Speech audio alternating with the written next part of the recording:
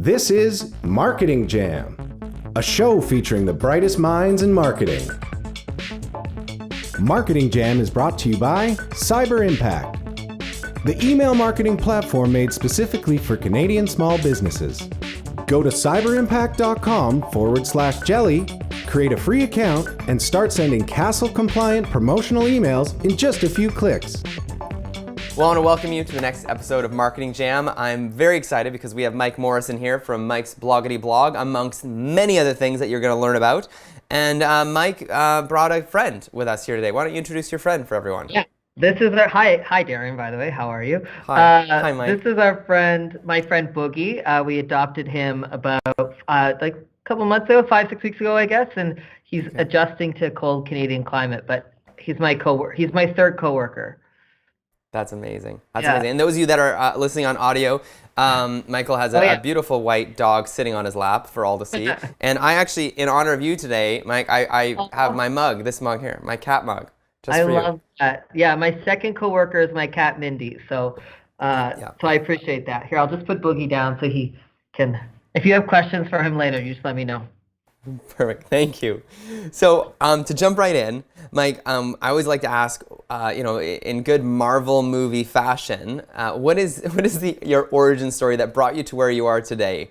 And how would you explain what you do? Because I don't think I could do it justice explaining like your job title or what you do for a living. So I don't think I could do it well either. I started off as a blogger, I guess, like 13 years ago, before social media, really just writing like bloggers used to do, the old days, so I had moved from the East Coast to Calgary like so many people and just decided to start writing, and the blog really feels a bit ground floory, so I sort of got, it did, I mean, a lot of it is hard work and sure there's some luck, but it really was, it took off at a time when a lot of blogs were taking off, so I feel very fortunate for that.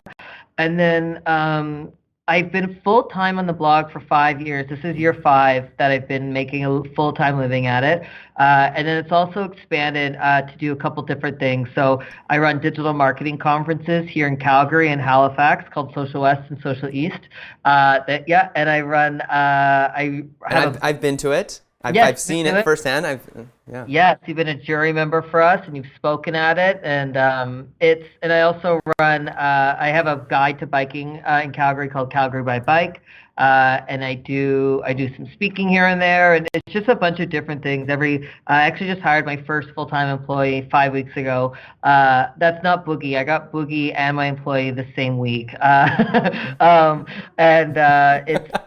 It's been nice to have someone help me organize my thoughts a bit, because I think a modern entrepreneur career in the digital world is wearing 20 different hats in one day, and not sometimes you can plan for what's going to happen that day, and other times you look at your calendar and remember you have to do an interview in 10 minutes. So yeah. And you also, amongst many things, and I'm going to bring some stuff up, is the freelancers meetups as well, right? See, I forgot them. So I also, part of what I try to do is bring together freelancers and entrepreneurs together. Obviously, it's a big, scary world for entrepreneurs, and I think it was you. What's that expression? The rising tide raises all ships, or something like that. Mm-hmm. Yeah. Yep. Yeah.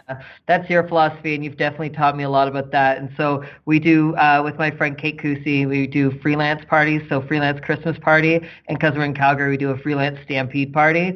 So basically, it's an office party for people who don't necessarily have an office. Which is brilliant. Super fun. Yeah, it's super fun. We have about 100 or so people come each year. And what I like about it, it's super affordable. It's like $20 for drink and food, and there's no selling. It's not all the same industry people. It's really for people who, are entrepreneurs. And so it's a different kind of networking event, because the thing you have in common is that you're an entrepreneur, and that's really about it. So you get to talk about that. But then I hear all the time from people getting work because they met people there. Last year we had someone who got laid off and then walked over to the freelance party. Like that was they're like, oh, that sucks. Wow. I know where I'm going to go look for work, the freelance party. And I thought that was pretty cool. That's amazing. And recently, sometimes you go on the twitter.com and you tweet things, and one of your tweets and one of your hashtags picked up some momentum. Why don't you tell us about that?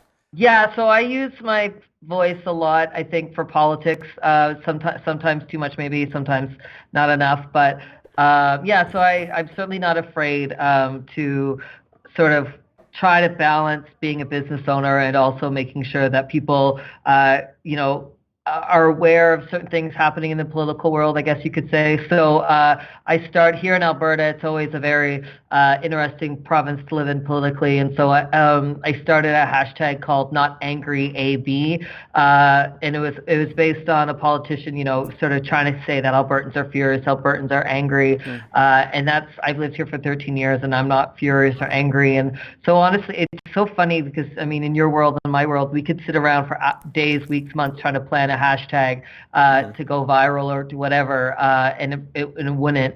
And this one was just me walking down the street. I don't even like the name hashtag not angry AB, but it exploded, and it was neat. It was like about a day later, I tweeted it, and the next day, it really took off. I was skiing, and CBC was calling, and I was like, "What? Sorry, what are you calling about?" Like they're like, "There's thousands of people talking about it." I'm like, "Oh, okay, cool. Let's talk about it."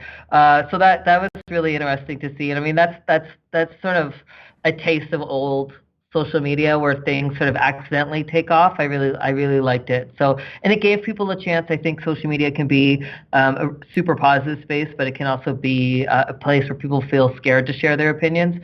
So it gave people a chance to say like, oh, I'm not the only one that thinks X, Y, Z or whatever. And so it was able to gain a lot of momentum from people saying like, okay, like Mike said it, so I'm going to say it. And then if you say it, I'm going to say it. And it turned out to be really positive. I love that mug. It's so good.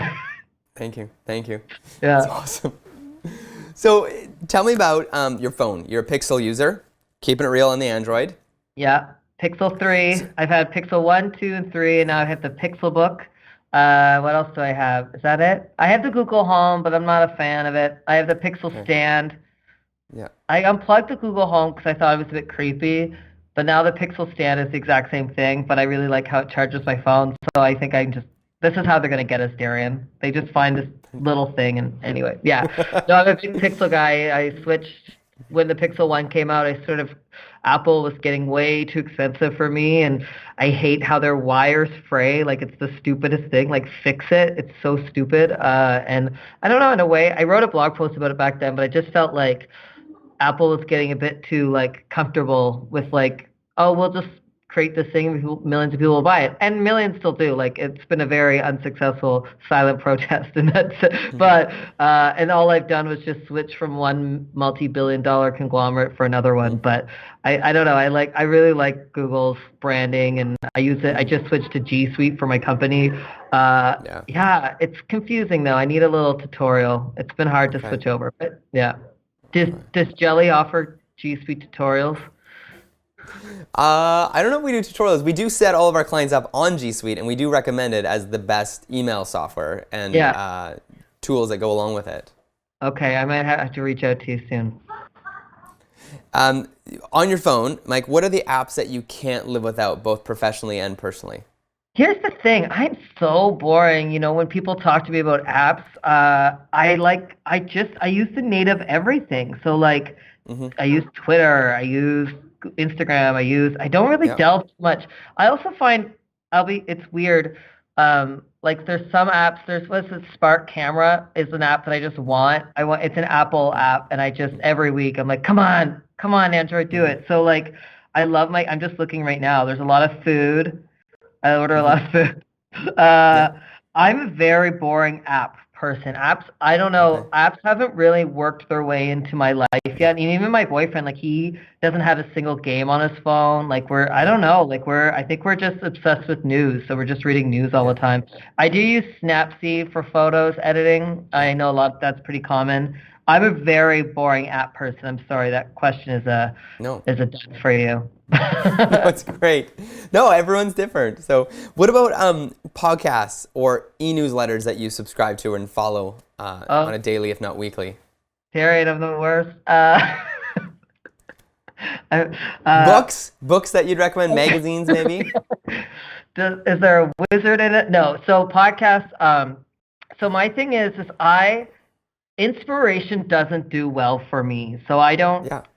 it doesn't, I'm not inspired. I don't need to listen to a podcast to feel inspired or read a book to be inspired. I'm a business person now. I moved across the country away from my family to be a business person, and I have a mortgage to pay for. So like all of those are the things that inspire me. And now I have an employee, and I have to make sure that her mortgage is paid for. So I don't know, like there's always events for, to be inspired to, for entrepreneurs, for businesses, blah, blah, blah. And it sort of falls flat for me. And that's sort of what the freelance party is about too, is that, so we don't have anything to sell. We're just like, it's more that like, you're not alone, or like meet people things, sort of thing. So one of the ones I do listen to is it's super common, is that Under the Influence, which is Terry O'Reilly. He spoke at my conference last year. And what I love about it is that it's about, the history of marketing. And I think that's where we can learn so much about marketing, is what's worked and what's worked in the past.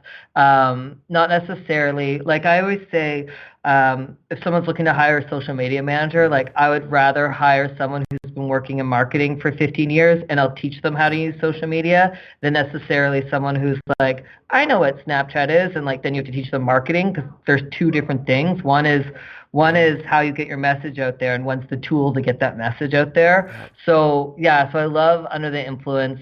And God, yeah, I think, and some, I also like listening to Anna Faris's podcast. It has nothing to do with marketing, but what I like about it, I don't know if anyone else has taken this away from it, is it's always celebrities just interviewing each other, being chatty, but she's taught me how to take a compliment, because like celebrities are always just very nice to each other, and they always just say thank you, and they move on. They don't act coy about it. They're not like, no, don't say that, blah, blah. Like if someone's like, oh, you're so beautiful, you're so funny, you're so talented, like no one says that to me, but like if, to the celebrities, they just say thank you and they move on. Like, because I feel like if you're like I'm trying to give you a compliment, and they're like, man, then you make like 30 seconds of weird transactions, I guess. And so I don't know, that's the takeaway I have from Anna Faris's podcast. But yeah, I listen to more music. I listen to Broadway musicals a lot, and yeah.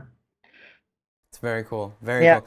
I sometimes, in reference to your the history, and I do love Terry O'Reilly's Under the Influence. It's one of my favorites. Is I sometimes, when talking to people about social media, I correlate it to the Gutenberg Press, and the fact that the Gutenberg Press made it so that there was thousands of things reproduced in the world, much like blogs today, right? It's just a new Gutenberg Press. Yeah, and I think as entrepreneurs, we can get bogged down in like. And I know this is ironic because I sell tickets to events, but like going to events, reading blog posts, listening to podcasts, blah, blah, blah. And like eventually you just have to do the work. Like you just have to say, no, I'm just going to work on this idea that I have now, or I'm just going to, do X, Y, Z now. Like, and I think maybe that's why I've been saying to myself, like, I've been so focused on that maybe I do need to spend more time reading books, because maybe the way I've been doing things isn't working as well as it could, or something like that. And that's been, bringing on an employee has been such an interesting experiment for me, because it's bringing fresh eyes in the company. It really has just been me since day one. So I have a way of doing things, but I'm also humble, I guess, enough to know that just because I'm doing it that way doesn't mean it's the right way to do it. Yeah, I think when you talk about entrepreneurs or digital marketing strategies or any of those things, you could read a billion books, listen to a billion podcasts, and still not until you do it. So I'm just focused on the doing part right now. It's awesome. So I've been to a lot of marketing conferences, and I'm saying this, Social West is one of the best events I've been to. And what I like about it was that it was in a theater. It was lots of great breaks with the great beverages at these breaks, some really good connection points, and it was almost like you kind of like took all the pride and the show out of the room, because it was very like people just having conversations, and you've picked speakers that have real practical takeaways. So how have you been able to, the temptation to go for the flair and the sizzle and the tinsel, how have you been able to maintain just really pragmatic people speaking at your event? Oh, good. Well, thanks for saying that. Social West for me, I've always been planning a conference that I would spend money on. As entrepreneurs, freelancers, we don't have a ton of money, so we have to choose wisely. And so Social West now currently starts at, I think it's $3.99 and goes up to $5.99 depending on when you buy, sort of thing. And so I have to say, is this event, if I'm asking someone to give me $600, is this event worth it? And the ones who plan events that aren't like that, I don't know how they sleep at night. Like, every time a ticket sale comes in, honestly, I look who bought it, I look where they're coming from, I appreciate it. But then I'm like, all right, that person is coming from, across the country. It better be worth coming across the country to. So that's honestly the big thing. I mean, and if you want to really overthink it like I do, if you put on a really, really good event, it makes it easier to sell the event to them next year. So if you're going to look at your budget, you're like, oh, we need to cut things. I spend the most on marketing, but it's also the one I want to cut the most. So if I can get more word of mouth, then it's easier to sell. So like this year, we had sold over 50% of our conference, over 300 and some tickets before we announced a single speaker. And that's word of mouth. So like super grateful for that. So, but the conference itself, it's super focused on education. Like I almost wish there was a different word for a conference, because I think people are used to conferences being one thing, where Social West is, it's 2 days, 2 theaters, and it's super focused on specific topics. So when someone emails me and say, hey, I want to come speak to your conference about the importance of digital marketing, I'm always like, no, that's what the conference is about. What are you like? That's what I already know that. They've spent $600. They know it's important. They need to learn X, Y, Z. And so my conference topics and the speakers, and I think I work with them quite a bit, like not annoying them, but I just sort of remind them, this isn't a commercial for you. Like the answer to the question you're posing can't be hire me or my company. It has to be like people can go back to their offices and do it that day. I think if I had to distinguish myself between conferences like mine, like many of them focus on the inspiration element. So you leave the room feeling super excited, but then you get back to your computer and like, oh, I actually didn't learn how to do anything different. So that's sort of my goal when I'm planning the speakers. And you do need a few big speakers to draw up excitement. And then you need some of the big brands, but then you also just need the practitioners who are just really good at their job. And I envision them sort of like working like, oh crap, I have to go speak at Social West. They like run and speak and then they go back to their office. It's not like they wrote a presentation 3 years ago and are just touring the country giving the same presentation. I'm throwing a bit of shade there. Sorry, I don't know if that's the shady podcast. But there's all these elements to it too. Like it's we don't do tiered pricing in terms of like VIP seating or sit closer. Like I want like last year we had like 9 churches come, and if CFL teams come, like marketing people from CFL teams, I want those people sitting beside each other. I want them sharing tips and tricks, and of course their budget points aren't the same, but budget is a part of marketing. I think the philosophy of why you're marketing, and that's something I've been thinking about more and more lately. If I'm getting asked to speak, it's like, it's hard for me to be like, here's how to do Twitter for your business, because it changes every 3 months. So like, sure, I could teach you some tricks, but 3 months later, you have to start all over again. Where if you focus on the why you're doing things, or the how, or the what's, I guess, like really broaden it out a bit, that when social media platforms change or evolve, then your principles are the same. So there's a lot of pieces of pie into the conference that it's all in my head somehow, and it works out. We're super lucky. We have Social West in June here in Calgary, and we just expanded to Social East in Halifax, which is a whole other journey. I'm from the East Coast, but not necessarily Halifax, so planning a conference across the country is a whole new thing. But also I got asked a lot why I chose Halifax, not something like Toronto or Montreal. I'm from the East Coast, and I want to go to cities where people often don't go because they don't think of Halifax or they don't think of Calgary. I mean, the fact that the largest digital marketing conference is in Calgary is amazing, but it's also not on purpose, but you can do that now because of the internet. So you don't have to. I love Toronto and Vancouver, but you don't have to go there to be good at digital marketing or good at social media. You can live anywhere now. You can live in the Arctic and run a digital marketing agency if you really wanted to. So that's sort of what sort of moving to East Coast, moving to Halifax is all about. You can live on the ocean and live in a great community like Halifax or anywhere on the East Coast and still do what I'm doing, what someone in Vancouver is doing, someone in Toronto's doing. And I've been saying lately, the internet's the great equalizer, and I don't think we've yet to appreciate that. And one other hat that you wear, Mike, that you didn't mention was that you are also a influencer. People use it. Whether you like the term or not, I'm going to just intro as that and preface it by saying TELUS is one of your partners. You can call me an influencer. I can't call myself an influencer. Okay, perfect. Okay, there you go. Okay.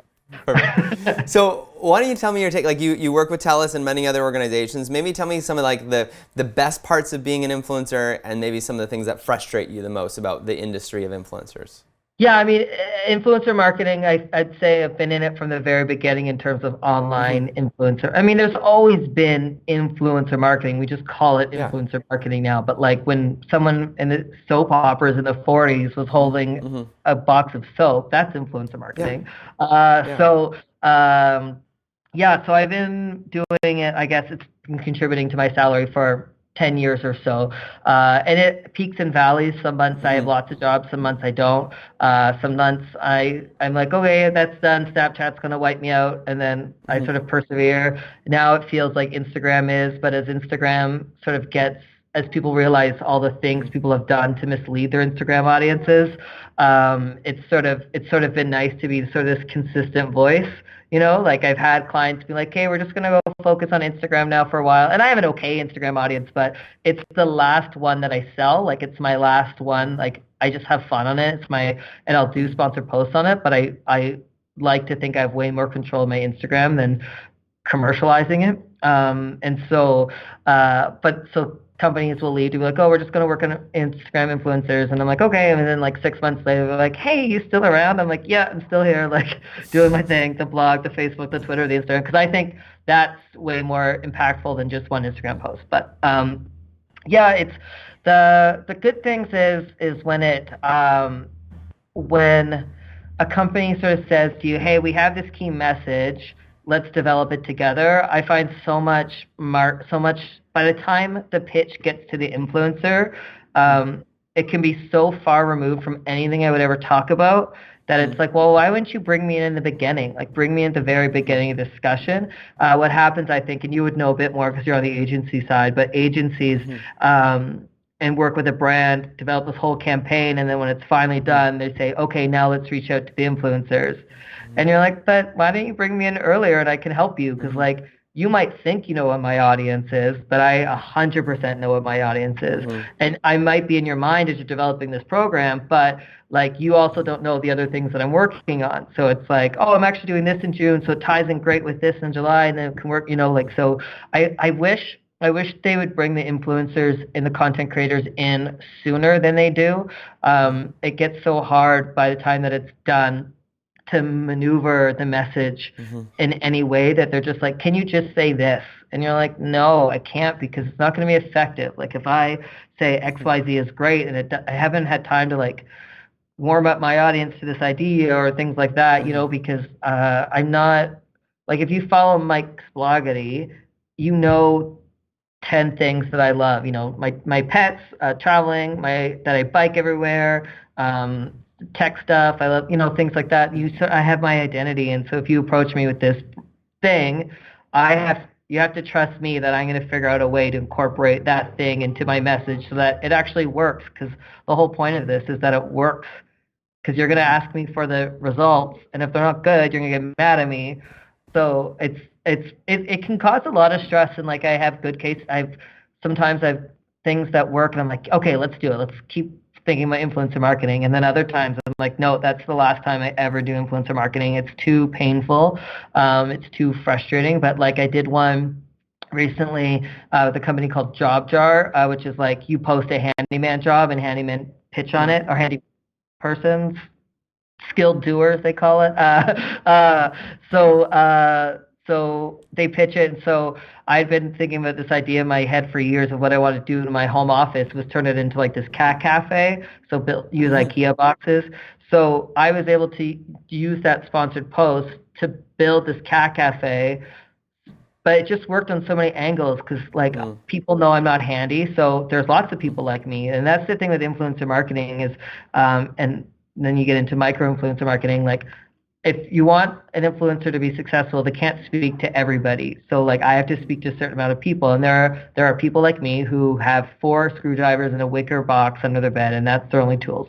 So and I have no interest in learning what a stud finder is. I have no idea. Just like I'm doing other things. So pitching something like, hey, who wants to help me build a cat cafe or hang up pictures in my house, things like that. That, I mean, it might sound silly to some people, but there's thousands of us like that. So to show that story, it really resonated with people like, oh my God, I've been meaning to do this thing forever. I'm just going to hire JobJar to do it. But also incorporating the cats, the pets are always viral, incorporating IKEA. It wasn't sponsored by IKEA, but, I shared it with them, let them know that I was doing it. There's so many different facets to it that there was lots of reasons for people to share it. That's another thing. Any blogger, influencer, whatever will tell you that the most successful posts are the ones that people were able to share. And I think a lot of influencer campaigns that come across my desk aren't very shareable. Like, why would I share that? Why would someone, if it's like a product one? But I did one for the Calgary airport over the holidays. And it was like 10 things you might not, as you get ready for the holidays, here's 10 things you might not know. So like that there's a storage room you can rent out for your winter clothes if you're going somewhere warm. So like you have to bring your winter stuff with you, or that there's dog patios past the gate. So if you have your dogs, things like that. And it did so well because it actually had useful information that people could, hey Dad, we can bring our dog. We're going to do this, or I didn't know that winter coats. Or in Calgary, we have a white hat ceremony, and that's sort of like welcoming someone to Calgary. And it's there's a whole pitch to it, and you get a hat. But like people didn't know that you can request one, so that when your friend gets off the plane, there's a white hat volunteer there and like does the whole ceremony and like surprises them. And you just have to buy the hat. It's free. Like that's super cool. The next time my parents come to town, I'm totally going to do that, just mostly to embarrass them.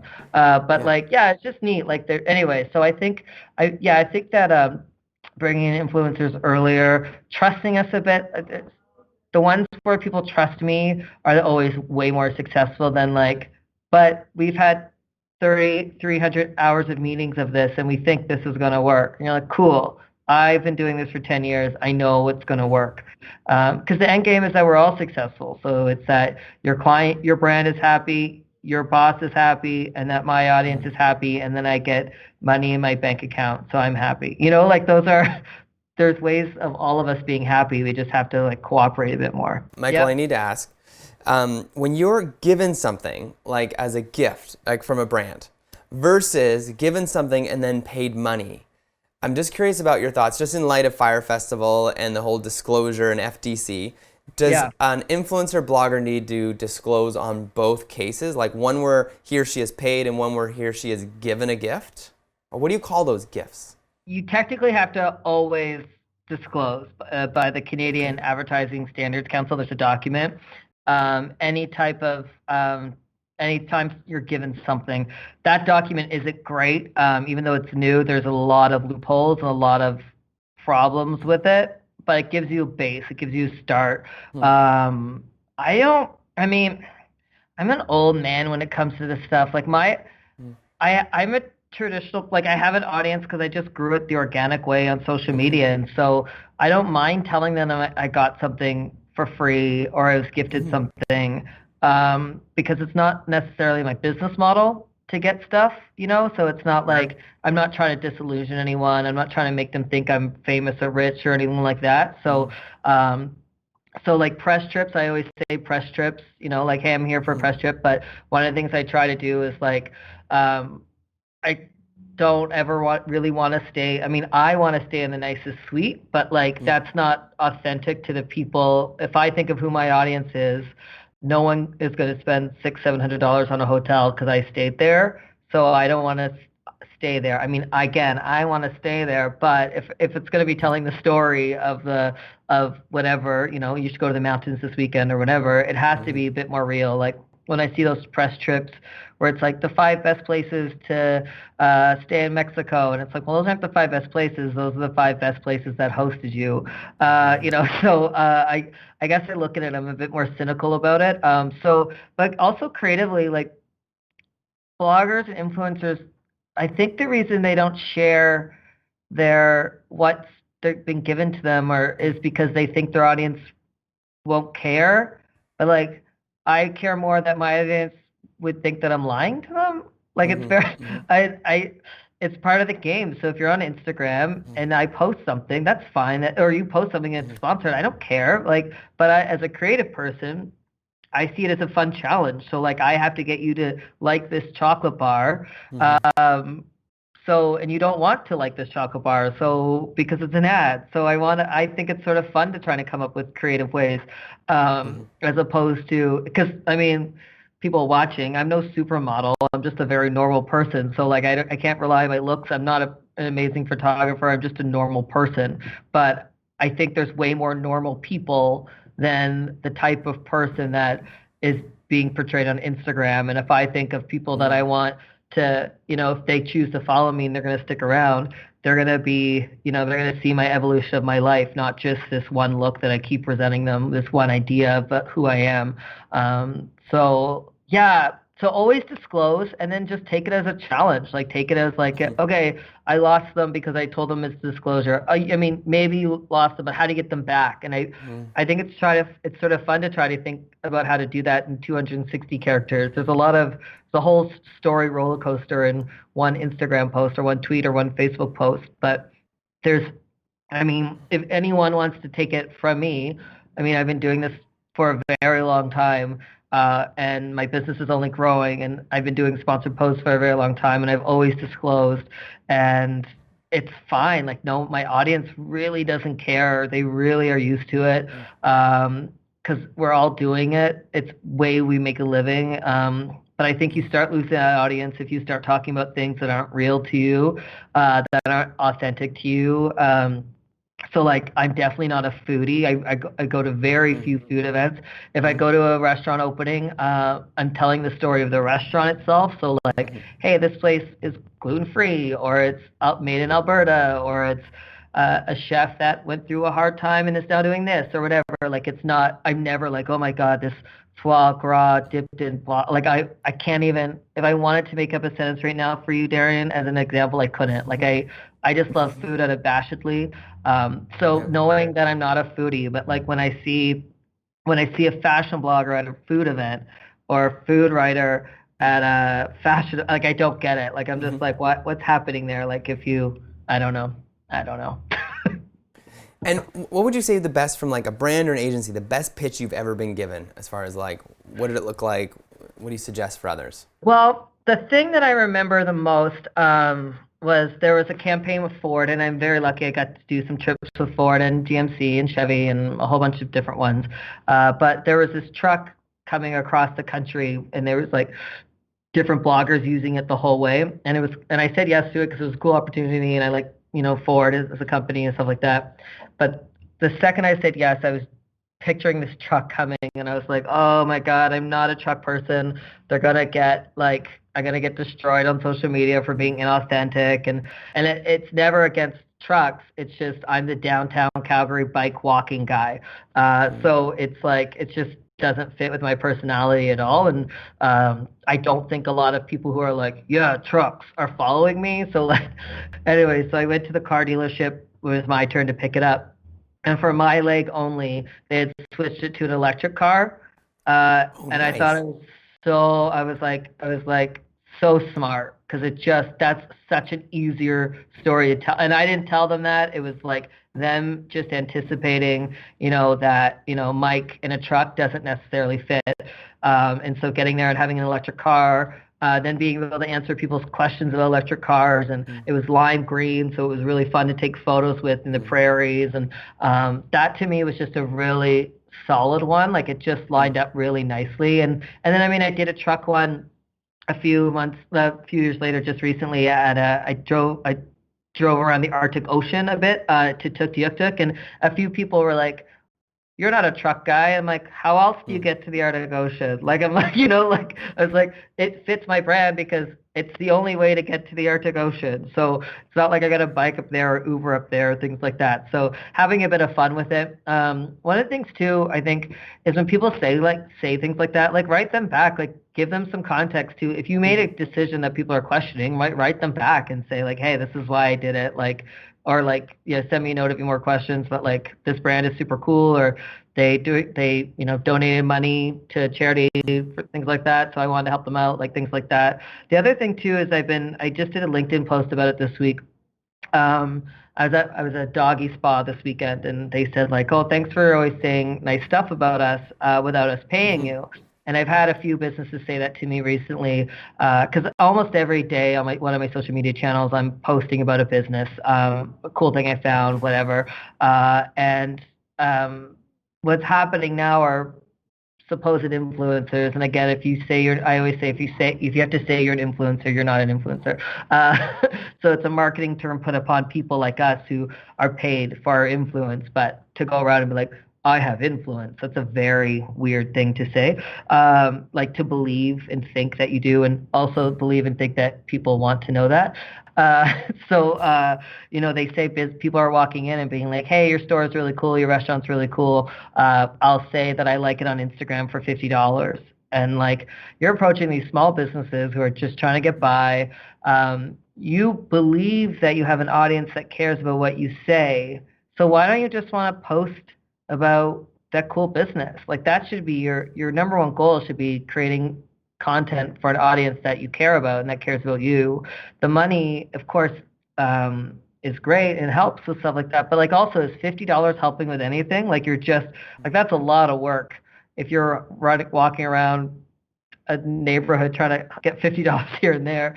And then the third piece to that, I think that's three, is that do you think your audience just wants to see ads every day? Like they want to know you. They want to know what clothes you like, where you like shopping, where you like traveling, wherever. They don't want to just know where you're being sent or where you're being paid to go. Like it's not going to last. And so I think like if you want to do that for a year or two, you'll get stuff, fine, great, do your thing. But if you're in it for the long haul, if you're actually interested in content creation as a career or profession or whatever, I think the best way to do it is it's authentic is such a buzzword, but it is, even that sentence is a buzzword, but like it is, like people know who I am, they know what I've been doing, they know what I'm about.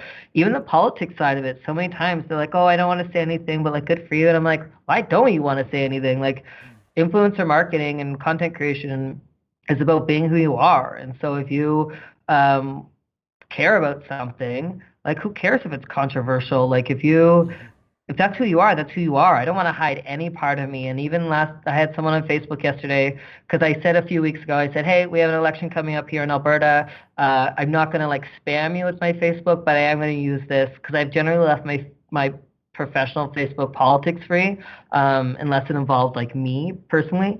But I said, hey, like these are important times, so I'm going to use this. And like if you want to click on follow, I totally respect it. No hard feelings, blah, blah, blah. And everyone was fine. Everyone was very nice. And then yesterday, someone was like, hey, too many political posts for me. I'm out. I'm like, totally understand. I was like, hope you change your mind because I think I'm saying important things, but like grow your own garden sort of thing. Like, so, and that's okay. Like it's being yourself is what this whole industry is about. So that's about showing your real self, not building a brand based on replicating what someone else or what thousands of other people are doing because there's thousands of other people doing it. And there's that movie, that American Me movie on Netflix that follows people who are making a living at this. And I mean, I'm by no means getting paid what Paris Hilton is getting paid or anything like that. But there's a question in it, like if all of your followers went away tomorrow, would you be okay? And I know that I would be okay. I really would be okay. It's my career is varied enough. I've screwed up enough that people have forgiven me. I've done nothing but share who I am. So oh my gosh, just thinking about it, I think that would almost be fun to like try to grow a following again. That's my problem, I guess. No, but yeah, it's an interesting time in that world for sure. Mm-hmm. So any closing advice, ideas that you want to give any like CMOs, marketing directors who are listening to the show right now, brand directors?